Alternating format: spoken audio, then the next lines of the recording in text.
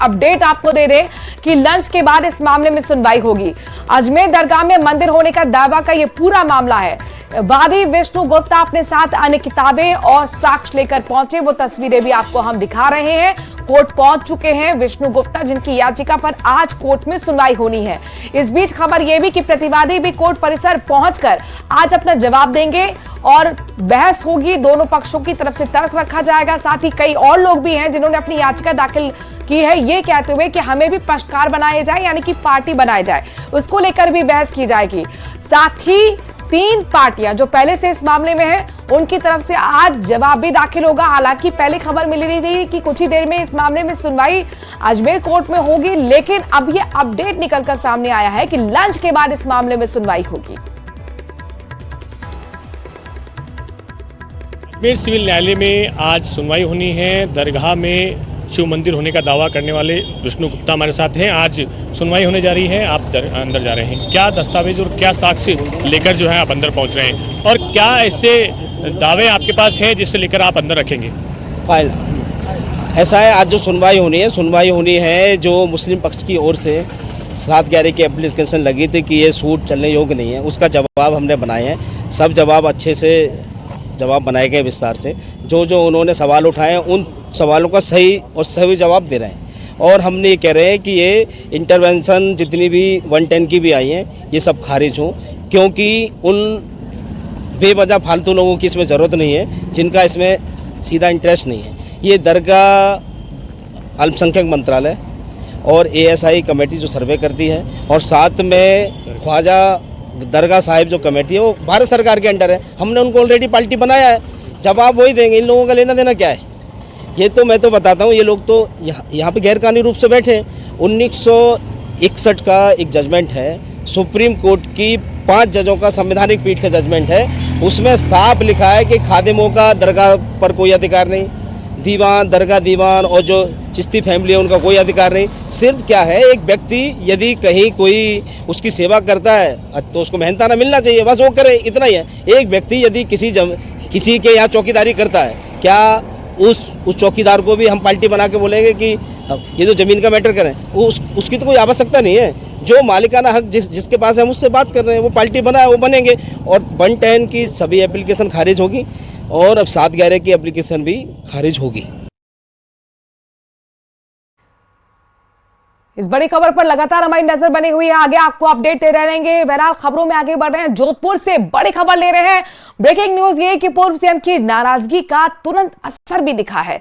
वसुंधरा राजे की नाराजगी के महज 10 मिनट के अंदर निगम कर्मी पहुंच गए राजपथ। राजमाता विजय राजे के सिंधिया की मूर्ति के पास साफ सफाई करना शुरू कर दिया गया। गंदगी देख दरअसल वसुंधरा राजे नाराज हो गई थी। पेड़ों की छटाई का काम भी शुरू किया गया है। बीजेपी नेता घनश्याम वैष्णव भी गौरव पथ पहुंचे। भविष्य में ऐसी लापरवाही ना हो, इसके लिए निगम महापौर से भी आग्रह किया गया है। जोधपुर के दौरे पर आज हैं पूर्व सीएम, और जब वो नाराज नजर आई तो उसका असर 10 मिनट के अंदर देखने को मिला। 10 मिनट के अंदर ही महज वसुंधरा राजे की नाराजगी के बाद निगम कर्मी राजपथ पहुंच गए, सफाई का काम शुरू कर दिया गया। अब यहाँ से गौरव से गुजरी तो उन्होंने अपने माता जी की जो अपना स्टेचू देखा और जो पार्क की यहाँ पे दूरदर्शा देखी तो उनको बड़ा दुख हुआ। और आज जब वो यहाँ पुष्पांजलि देने के लिए आई, क्योंकि राजमाता विजय राजे सिंधिया पार्टी की एक संस्थापक सदस्य रही है, जिन्होंने भारतीय जनता पार्टी को खड़ा करने में एक अहम भूमिका निभाई। आपने अटल बिहारी वाजपेयी, लाल कृष्ण अडवाणी और पार्टी के कई दिग्गज नेताओं के साथ काम किया। एक समय था जब भारतीय जनता पार्टी के पास कुछ भी नहीं था, तब उन्होंने तन मन और धन पूरा पार्टी के लिए समर्पित किया। ERCP परियोजनाओं से जुड़ी बड़ी खबर आपको बता रहे हैं। मुख्यमंत्री भजनलाल शर्मा का अहम आदेश। ERCP परियोजना के भूमि आवंटन को लेकर स्वीकृति दे दी गई है। 12 जिले में ERCP परियोजना के लिए भूमि का आवंटन कर दिया गया है। रामगंज मंडी में बालिका सैनिक स्कूल के लिए भूमि के आवंटन की मंजूरी दी गई है। रामगढ़ और महलपुर बैराज के निर्माण से डूब क्षेत्र में होने वाले विस्थापितों और प्रभावित परिवारों को दूसरी जगह बसाने के लिए आबादी के ग्राम कोयला में 35 हेक्टेयर भूमि आवंटन की स्वीकृति मुख्यमंत्री की तरफ से दी गई है। जाहिर तौर पर ईआरसीपी परियोजना को अब पंख लगेंगे, जल्द से ही वो जमीन पर उतरेगी, चूंकि इससे जुड़ा एक अहम आदेश मुख्यमंत्री भजनलाल शर्मा ने दे दिया है। ईआरसीपी परियोजना के लिए सबसे जरूरी है भूमि आवंटन और उसी को स्वीकृति मुख्यमंत्री ने दे दी है। 12 जिले में ईआरसीपी परियोजना के लिए भूमि का आवंटन किया गया है, यानी कि अब परियोजना की जल्द से जल्द शुरुआत होगी और काम धरातल पर उतरेगा। ये एक ऐसी परियोजना है जिसमें राजस्थान के सूखे गले को सींचा जाएगा, या यूं कहें कि 12 से ज्यादा जिलों को इसका फायदा होगा।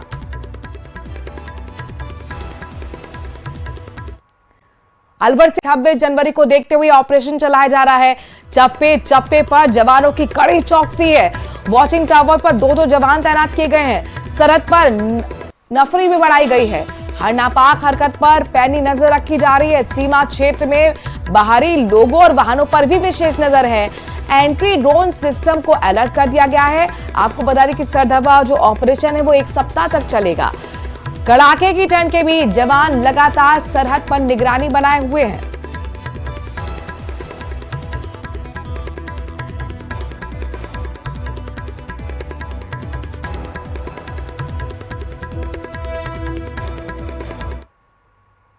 जयपुर इंटरनेशनल एयरपोर्ट से बड़ी खबर आ रही है। एयरपोर्ट पर समानांतर टैक्सी वे का काम शुरू हो गया और वो अब पूरा हो गया है। अपडेट है कि पूरा हो चुका है। 3065 मीटर समानांतर टैक्सी वे ऑपरेशनल का भी काम किया गया। सभी स्वीकृतियों के बाद 765 मीटर का अंतिम खंड भी शुरू हुआ है।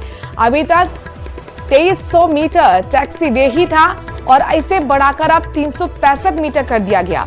रनवे ऑक्यूपेंसी टाइम में भी कमी आएगी, साथ ही परिचालन दक्षता और सुरक्षा भी बढ़ेगी।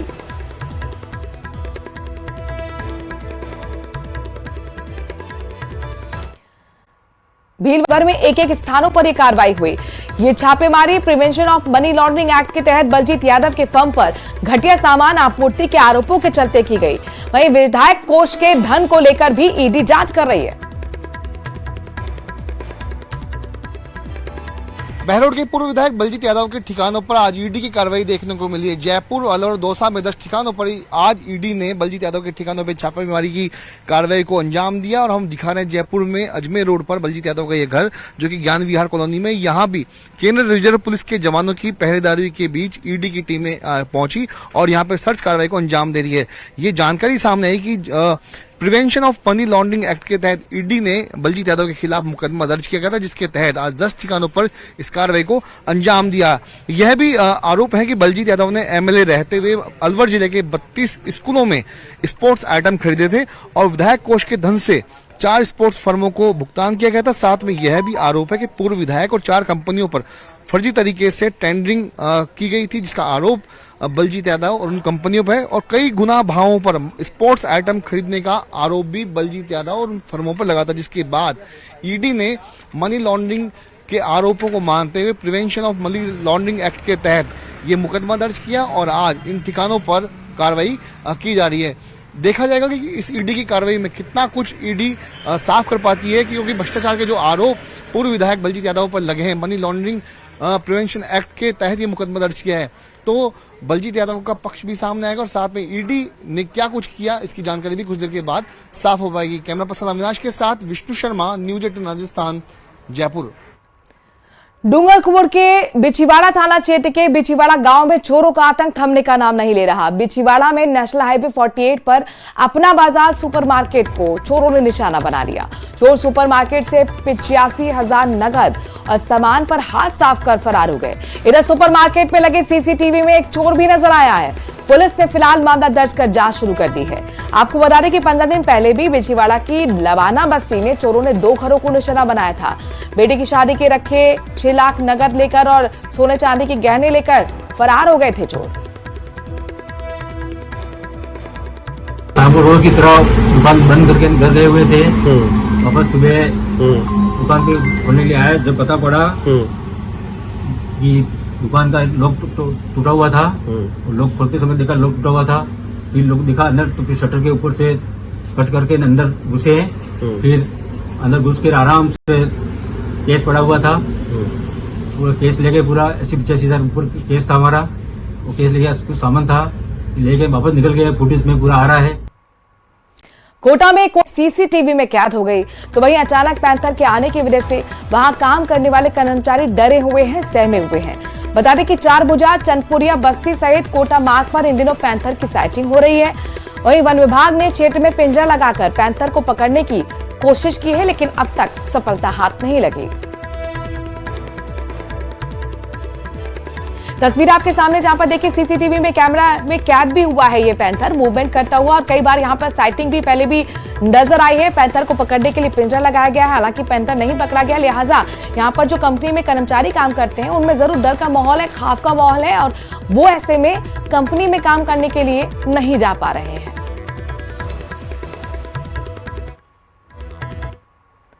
उदयपुर में आज कार राइड रैली में शामिल होने के लिए प्रसिद्ध फिल्म अभिनेत्री माधुरी दीक्षित अपने पति डायरेक्टर डॉक्टर नैने के साथ उदयपुर पहुंची, और इस कार रैली को मेवाड़ पूर्व राज परिवार के सदस्य लक्षराज सिंह मेवाड़ और उनके बेटे हरितराज सिंह मेवाड़ ने हरी झंडी दिखाकर सिटी पैलेस के मानक चौक से रवाना किया।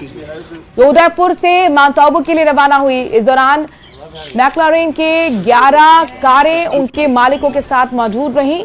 तो वहीं इस मौके पर एक्ट्रेस माधुरी दीक्षित भी अपने पति के साथ कार ड्राइव में नजर आईं। माधुरी दीक्षित ने कहा कि उन्हें उदयपुर की गलियां, रास्ते और महल काफी पसंद आए हैं। जबकि इस दौरान उदयपुर आई कारों में से माधुरी दीक्षित की कार मैक्लारेन को मेवाड़ पूर्व राज परिवार के सदस्य लक्षराज सिंह मेवाड़ के बेटे हरिराज सिंह मेवाड़ को सबसे ज्यादा पसंद आई।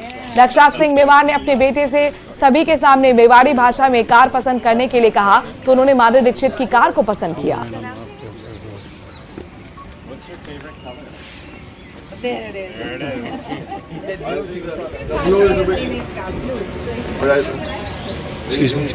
तो आज कार राइड रैली, उसकी तस्वीरें दिखा रहे हैं, और इस कार राइड रैली में शामिल होने के लिए अभिनेत्री माधुरी दीक्षित भी वहां पहुंची और ड्राइविंग भी खुद की। अपने पति डॉक्टर नैने के साथ वो पहुंची थी, अपने परिवार के साथ वो पहुंची थी।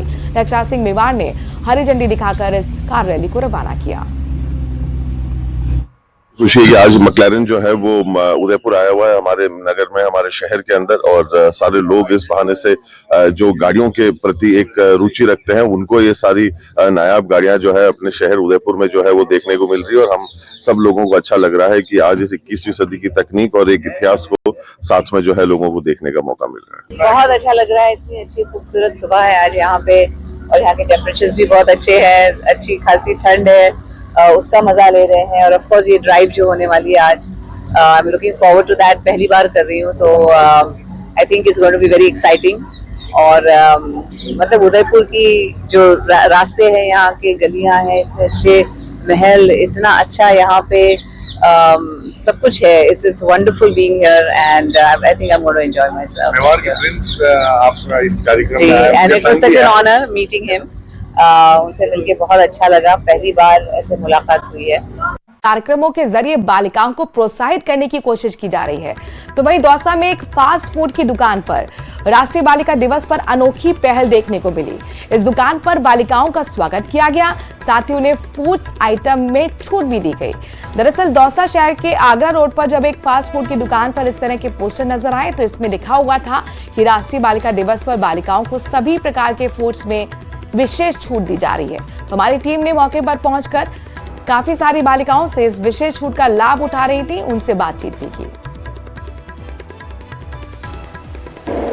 आज राष्ट्रीय बालिका दिवस है, और दौसा में हम जब जा रहे थे तो आगरा रोड पर हमको एक फास्ट फूड की दुकान मिली है। यहाँ पर राष्ट्रीय बालिका दिवस पर छूट दी गई है बालिकाओं के लिए। हम यहाँ से जो बात कर रहे हैं, इसे क्या किस प्रकार की छूट दी गई है? क्या ये राष्ट्रीय बालिका दिवस है, इसके ऊपर हम 25 से 30% की हर बालिकाओं को छूट दे रहे हैं।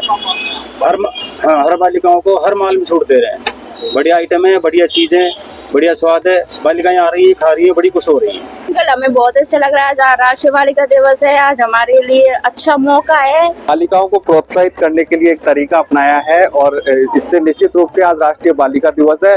लोगों को भी पता चल रहा है कि आज राष्ट्रीय बालिका दिवस है। ऐसे में हम जब आगरा रोड पर दौसा में गुजर रहे थे, तो हमको जब ये फास्ट फूड की दुकान पर इस तरह का एक पंपलेट दिखाई दिया, तो हमने सोचा क्यों नहीं बालिकाओं को प्रोत्साहित करने के लिए अभिनव पहल की गई है, इसको सभी दर्शकों तक पहुंचाया जाए। और इसी कारण संचालक न्यूज 18 राजस्थान ने ये बताया कि राष्ट्रीय बालिका दिवस पर विभिन्न कार्यक्रम आयोजित हो रहे हैं। वहीं जो प्रतिष्ठान है वो भी स्कीम्स दे रहे हैं और इस तरह के फास्ट फूड पर छूट दी जा रही है।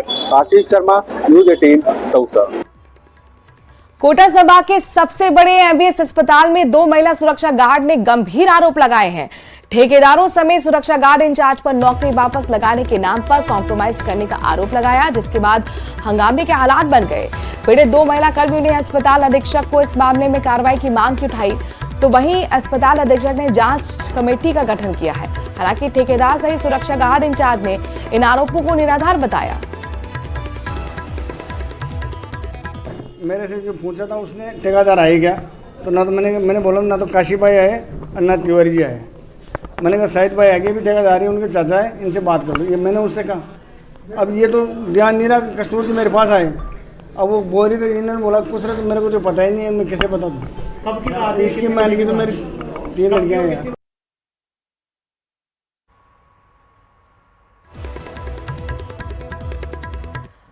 और इस बीच एक बड़ी खबर अजमेर दरगाह केस से जुड़ी हुई आ रही है। अजमेर दरगाह में मंदिर होने के दावे के मामले में अंजुमन दरगाह कमेटी के सचिव सरवर चिश्ती कोर्ट पहुंच गए हैं। प्रतिवादी बनने के लिए अंजुमन कमेटी ने अपनी ओर से अर्जी लगाई है, याचिका लगाई है। ख्वाजा साहब की खिदमत करते हैं खादिम प्रतिवादी बनने की ये मांग रखी गई। और अब जाहिर तौर पर चूंकि कई ऐसी याचिकाएं लगाई गई हैं जिनका कहना है कि हमें भी पार्टी बनाया जाए, और आखिरकार जो 3 पार्टियां पहले से हैं उनकी तरफ से जो तर्क दिए जाएंगे, इसके बाद ये भी बहस होगी कि जो याचिकाएं लगाई गई हैं ये कहते हुए कि हमें भी परिवादी बनाया जाए, उसको लेकर आखिरकार कोर्ट क्या डायरेक्शन देता है।